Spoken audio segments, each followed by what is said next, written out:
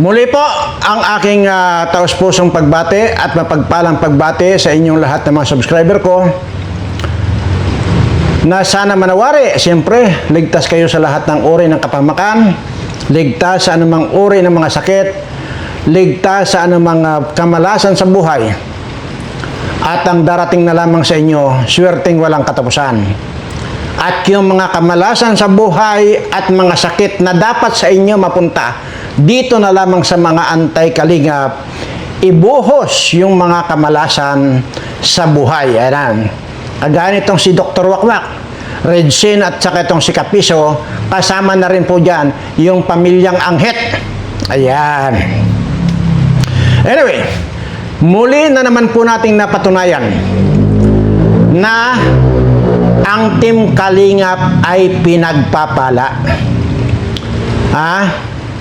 At yun naman pong antay-kalingap ay kamalasan or puro na lang kamalasan ang dumarating sa kanila. Bakit ko nasabi?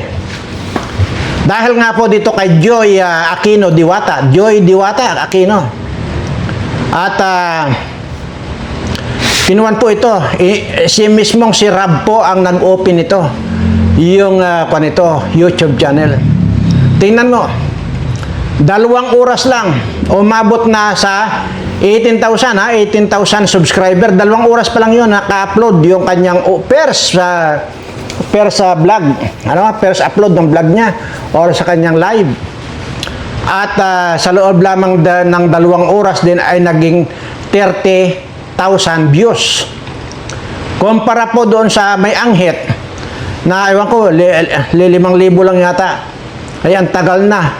Ang tagal nang nag-upload. Hindi pa nadadagdagan yung subscriber. So, ibig sabihin, yan po yung mga dating yung dating kalingap na nag-antay-kalingap, yan na po ngayon ang tinatamasan nila, puro kamalasan. Suportahan po natin itong si Joy Diwata, Joy Diwata Aquino. At ito naman po ay talagang matatag po itong batang ito. Bakit ko nasabing matatag itong batang ito? Mismong kapatid po niyan ang gustong wakwakin siya. Tingnan nyo Yan ba ang sasabihin ninyo sa akin na ngayon lang ako sumulpot sa kalingap? Ay putang ina ninyo, sinasabi ko sa inyo, pitos pa lang yan si Kalingap Rab. Nakasubaybay na ako dyan. Paano ko nasabi na itong mismong kapatid ni Joy Diwata ang gustong wakwakin siya? Pero dahil nga matatag itong si Joy, hindi nagpawakwak maging dyan sa kapatid niya. At nanindigan talaga na dyan siya mananatili sa kalingap. Kaya naman itong batang ito, tuloy-tuloy ang pagpapala. At doon sa kakapatid niyang Burikat, na hindi ko maintindihan ito kung sino ang nag-abot ng pira dito sa kapatid niya na ito, at kung ano-ano rin yan na sinasabi kay Kalingap Rab. Sige, alam ko, di ba? Alam ko yung sinasabi ko. Nagpawakwak yan. At ang akala niya, siguro ay madadala niya itong si Joy. Ay kaso nanindigan ito si Joy, hindi niya nadala. At ang pagkakaalam ko dito mga ganitong tao, kahit kapatid niya si Joy, inggit na inggit yan dito kay Joy. Kasi, imaginin mo, malapit na maging nurse si Joy. O itong Burikat na itong asawa, kapatid niya, ang aga-aga nag-asawa, tapos ngayon, nagpupumilit mag-aral, yata. Nag-asawa muna, nagpagitara muna, tapos ngayon kaiinggitan niya mismong kapatid niya. O, anong issue dyan? Kung ano-ano rin po ang ini-issue niyan dito kay Kalingap Rab. Paano na lang kung naging bobo na kagaya ni Anghet itong si Joy? Wala na. Sira na ang kinabukasan itong si Joy kung ito ay nagpaniwala doon sa kanyang kapatid na Burikat. Di ba? Sabi ko nga sa inyo alam ko lahat ng mga sinasabi ko kasi nga nasubaybayan ko ito. Nasubaybayan ko yan. At nako, wala kayong pwedeng sabihin sa akin na hindi ko alam. Maniwala kayo sa akin. Yan yon. Kaya naman dito kay Marilyn Totiang na nagsasabi na ako ay biglang sumulpot lang sa Kalingap. Hindi po. Baka ikaw ang biglang sumulpot dito sa Kalingap, nag-sponsor ka ng 5 piso, ang gusto mo na ay kilalanin kang Diyos na isa kang hunghang na matandang Totiang ka. Di ba? Ganon din ito si kasangkay na bangkay. Mukhang bangkay itong hayop na manlulukong ito. Yun din ang argumento, yung bago lang daw akong sulpot sa Kalingap, tarantado. Kung bagong sulpot ako sa Kalingap, sana hindi ko alam yung mga nangyayari at hindi ko alam yung mga nangyari dyan sa mga putang inang mga burikat na yan, na matapos iangat ang buhay, matapos na ilayo doon sa kanyang katabi na baboy sa pagtulog, ayan, kinalaban na rin ang Kalingap. Alam ko lahat yan eh. Kaya maluwang ang bunganga ko na magsasalita sa inyo. Okay. Dahil nga po nagpakilala na itong si Joy Diwata, ay ako naman po ay magpapakilala rin sa inyo. Matagal na ako nagmumura dito, hindi nyo pa pala ako nakikilala. Ayan. Magpapakilala po ako na ako po ang tunay ko pong pangalan. Ako po si Juan Barcan, buli kong ginbatok-batukan. Yan po ang tunay kong pangalan. At isinilang po ako sa gitna ng kalawakan. Yan po yan.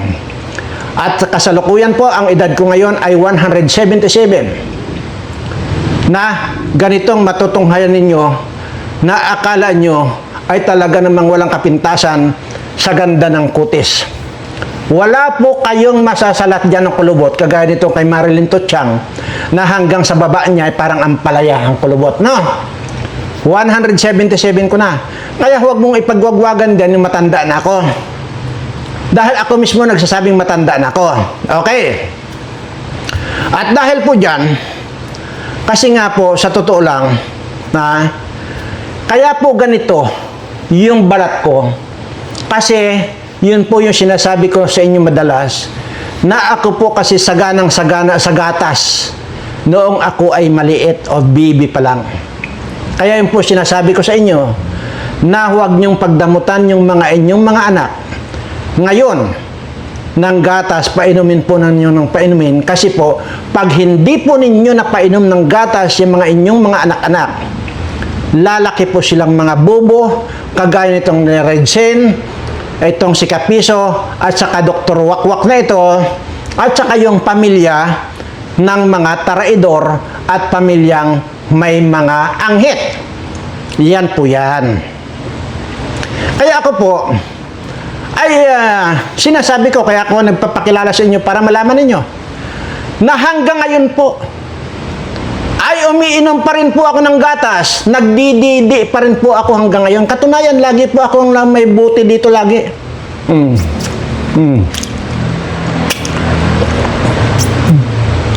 Uhaw nga ako yan. Yan.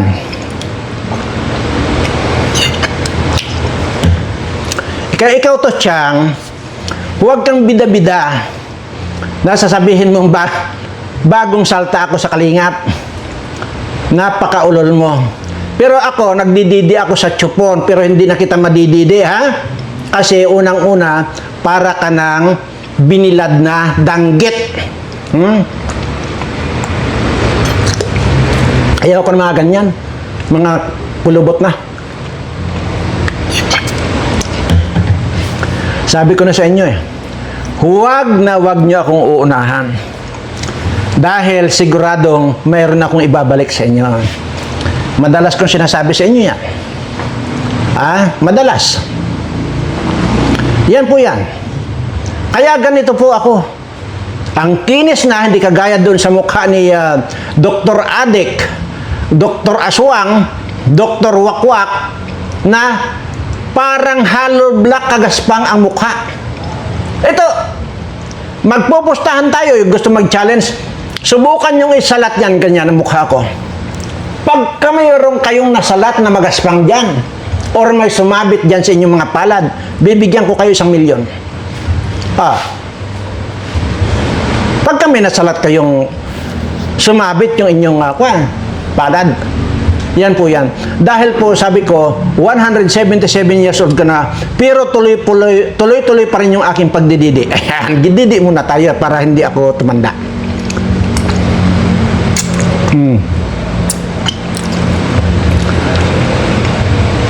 Ano pa?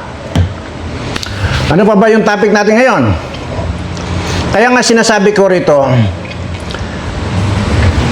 bakit kaya itong mga anti-kalinga, pare-pareho pong may mga putok. Malalakas po ang putok. Lahat po itong mga anti-kalinga. Lahat yan. Redsin, Kapiso, Dr. Lab na yan, Dr. Wakwak, Dr. Adik na yan. At saka isama na yung asawa niya. Isama na rin dyan yung sabungiro na may isama na rin yung nanay nito na parang butanding na ang kapal-kapal ng bilbil. Sama na. Lahat po yan mga yan may mga putok. Anghit. Yun, didi muna tayo. Didi. Para hindi tayo magkaanghit.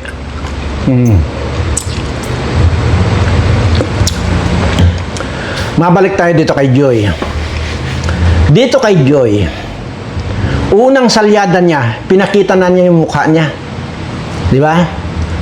Pero yung si Anghit, hanggang ngayon, hindi pa niya ipinapakita yung kanyang mukha. Dahil, di ba sinabi ko na dati sa inyo, kasi nga, dati yan may pandesal dito sa magkabilang pisngi niya. Tapos, nung nadetect ko yan, nung makita ko dito sa aking radar, ay hindi lang pandesal na ang nandito sa pisngi niya, kundi apple na. Apple. Magkabilang pisngi, kaya ganyan yan. Parang yung hasa-hasa na isda. Yan. Ngayon, kaya ngayon hanggang ngayon hindi makakapagpakita ng mukha. Hindi lamang po apple ang nandito. Niyog na po buko. Di ba? Ngayon, didi muna tayo.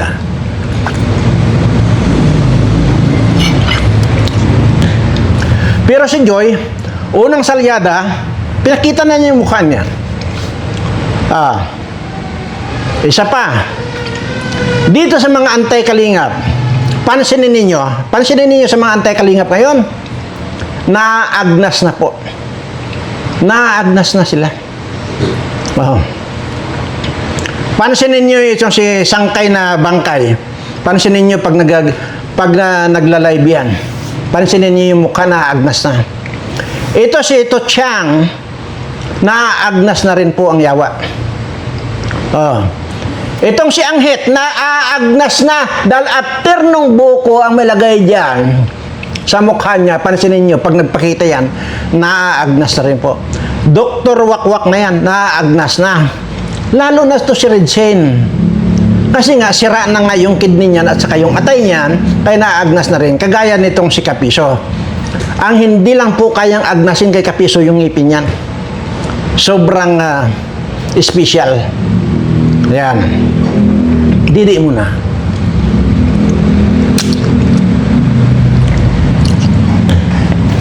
Yan po mga yan, ang hindi nakatikim, hindi pa inainom ng gatas noong mga bata. Kaya mga bubo po yan, mga yan. Bubo as in bubo. Ang doon sa bungiro, ang pinalamon niya sa anak niya, kohol at saka suso. Kaya Anghit ang dumapo sa kanya. Kaya hanggang ngayon ang lakas ng Anghit ng anak niya. Ito nga, wala pang ginawa niya kundi magparautog.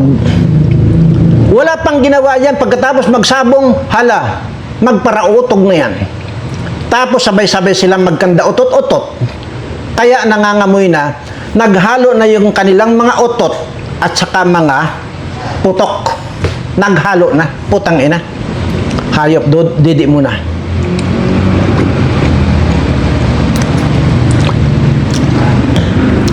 Ayan at suportahan po natin itong si Joy Diwata. Dahil ito po ay kitang-kita natin yung pagiging matatag niya. kahit winakwak siya nung sarili niyang kapatid mismo. Sa inggit ay nagpagitara ng tinggil ang yawa, tapos ngayon kaiinggitan niya si Joy. O tapos ngayon sisiraan niya ang Kalingap. Ay kung nagpawakwak itong si Joy dyan sa kanyang kapatid, wala na, sira na ang buhay nito. Third year college na po yata yan, si Joy. At ngayon pa lang, Joy, ay nakikita ko na yung future mo. At well, kung halimbawa tapos ka na dahil naras ang kinukuha mo, at tapos ka na at gusto mo mag-abroad, ay magsabi ka lang dyan sa vlog mo na gusto mo mag-abroad. At hindi naman tayo sa nagbubuhat ng sarili nating bangko, ay mayroon naman po tayong kasosyo dyan mismo sa Amerika pagdating sa nurse employment. So, huwag kang dyan. Kahit na hindi mo direktang sabihin sa akin, magpasaring ka lang dyan. Mayroong pupunta dyan at makakausapin ka ng staff ko. Ganun pa lang. Ngayon pa lang, ay nakikita ko na yung future mo.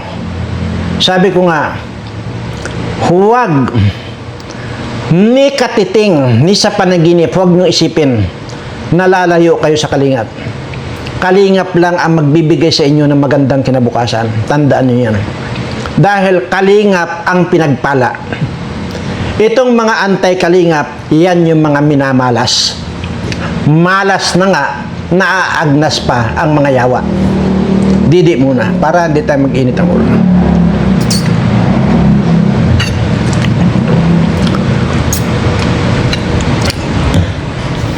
So sa lahat ng magsasabi pa na ako ay biglang sulpot lang sa Kalingap, no. Huwag na huwag niyong sasabihin yan dahil kayo mismo ngayon lang. Tapos nagpapanggap-panggapan kayo ng reactor ko, no, na wala naman kayong nire-reaksyonan. Ni hindi nga, wala nga kayong mayroon ba akong napanood sa inyo na ipinaglaban ninyo itong si Kuya Bal Santos Matubang matapos ipahiya sa social media, sa television at nakikita ng buong mundo? Wala akong nakita, wala akong napanood isa sa inyong mga reaktor na ipinagtanggol ninyo itong si Kalingap Rab at Kalingap Kuya Bal Santos Matubang. Maroon kayo dyan. Siyempre, di ka nga maintindihan sa inyo kung anong mga kuwan ninyo. Kaya ikaw, Marilyn Tuchang, napakaliwanag dito sa mga makakarinig sa mga Kalingap. Napakaliwanag itong si tanda na ito. Dahil tinawag niya akong tanda, ay mas matanda pa naman tingnan sa akin yan. 177 ko na versus sa kanya 75 years old na.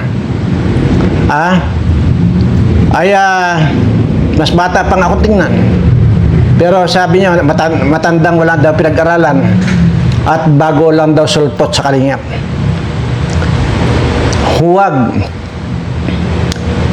Wala ni isa sa inyong karapatan ang magsalita sa akin na biglang sulpot lang ako sa Kalingap. Dahil putang ina ninyo, in advance, doon sa magsasabing bagong sulpot ako sa Kalingap, sinabi ko na, pitos pa lang yan si Kalingap Rab, nasubaybayan ko na yan. Paano yung nasabi na bagong sulpot ako sa Kalingap? Hindi man ako nagre-reaksyon. Kasi unang-una, ako po kasi yung taong mapag-obserba. Kapag ka naobserbahan ko na foul na at mayroon nang naagrabyado, sa kanyo pa lang ako makikita. Sa kanyo pa lang makikita ang pagmumukhang ito. Pero sisiguraduhin ko sa inyo, ang pagmumukhang makikita nyo ay gwapo at hindi naaagnas ang mukha. Kagaya nitong mga putang inang mga antay-kalingap na lahat yan mga yan, agnas na ang babantot pa dahil sa kanilang mga anghit. Dodo mo na, didi mo na.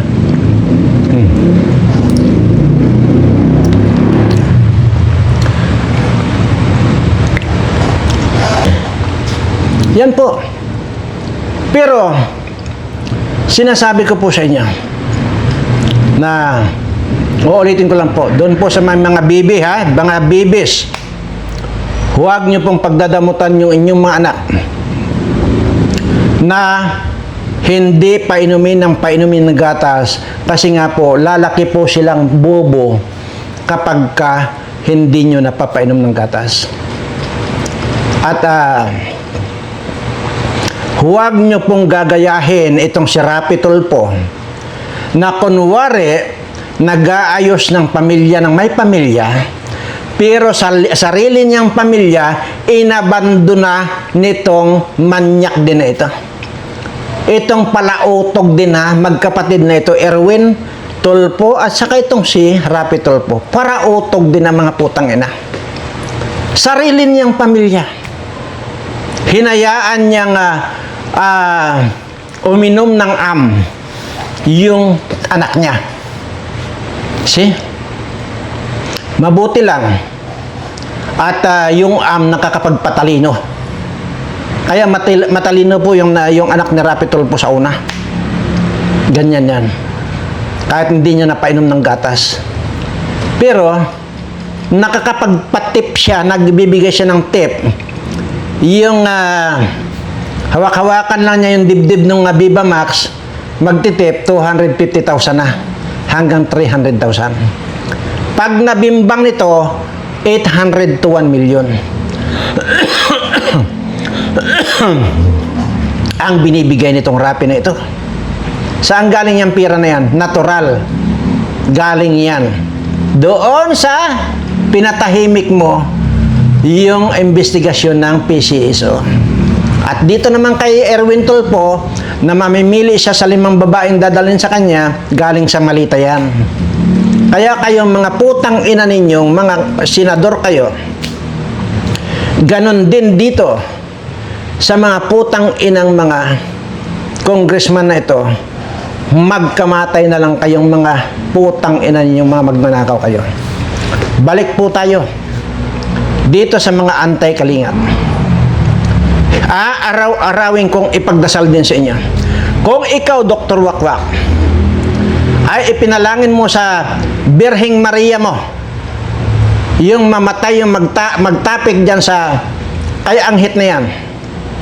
Ito naman ang sasabihin ko sa iyo. Paunahan na lang tayo kung sino ang tatalab ang panalangin.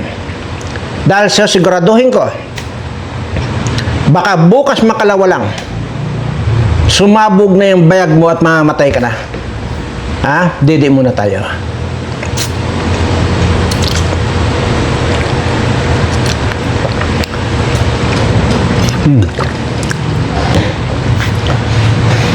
Iyan na po kasi yung yung resulta ng hindi nga nakainom ng gatas. Redsin, Kapiso, at saka yung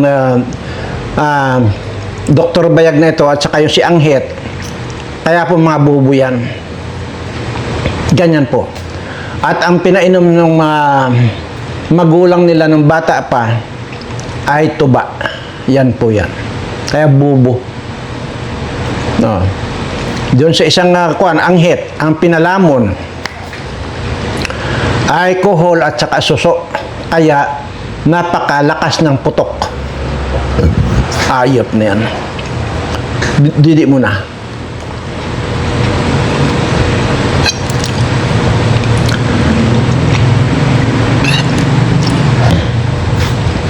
Madinin mo. O ikaw Marilyn Tochang. Alam mo ba? Baka ngayon mo lang narinig sa akin to. Na mismong kapatid ni Joy Diwata ang gustong wakwakin siya. Hindi mo alam yan. Papaano? nagbibida-bidahan lang kayo. Nakapag-sponsor kayo ng 5 piso. Akala nyo, sikat na kayo. Hindi lang kayo nabati, nagwawala na kayo. 5 piso lang naman yung in-sponsor mo. O ngayon, binati ka na. O mag-sponsor ka ulit ng 5 piso, binati ka na, di ba?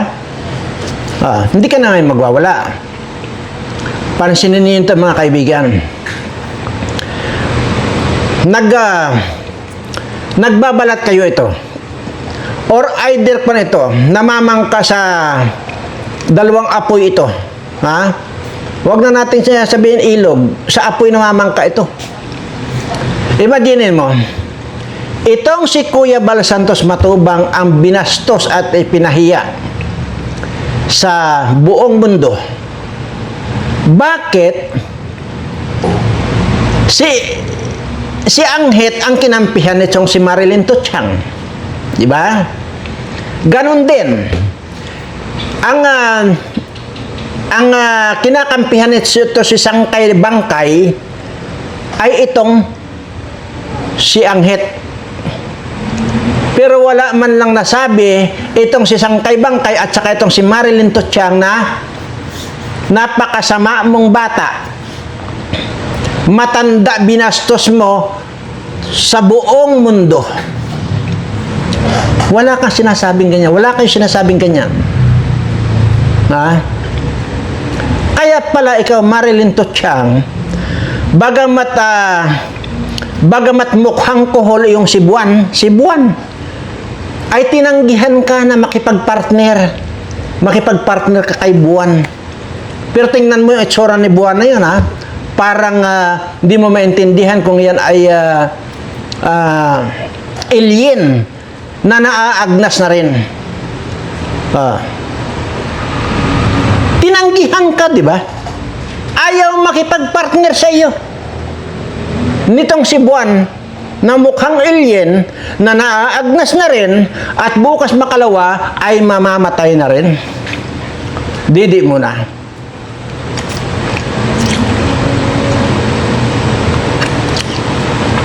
Tanginan nyo. Sabi ko sa inyo, babalik sa inyo. Basurang itinapon ninyo, babalik sa pagmumukha ninyo. Yan ang tandaan nyo sa akin, putang ina nyo. Sino kayo na para hindi kumurahin? Siya nga pala, walang kaso ang pagmumura. Maliban na lang, kung dinuro mo yung isang tao at pinatutungkulan mo at binanggit mo ang pangalan ng isang tao at minura mo, oral defamation yon. Ano ang kaso? Isang araw lang na maglilinis ka lang, community, yun? Ganun lang. Yun lang ang kaparusahan niya. Kaya huwag kayong salita ng salita na demanda na mga buha ka ng inyong palibasa, mga bobo kayo. Didi mo na.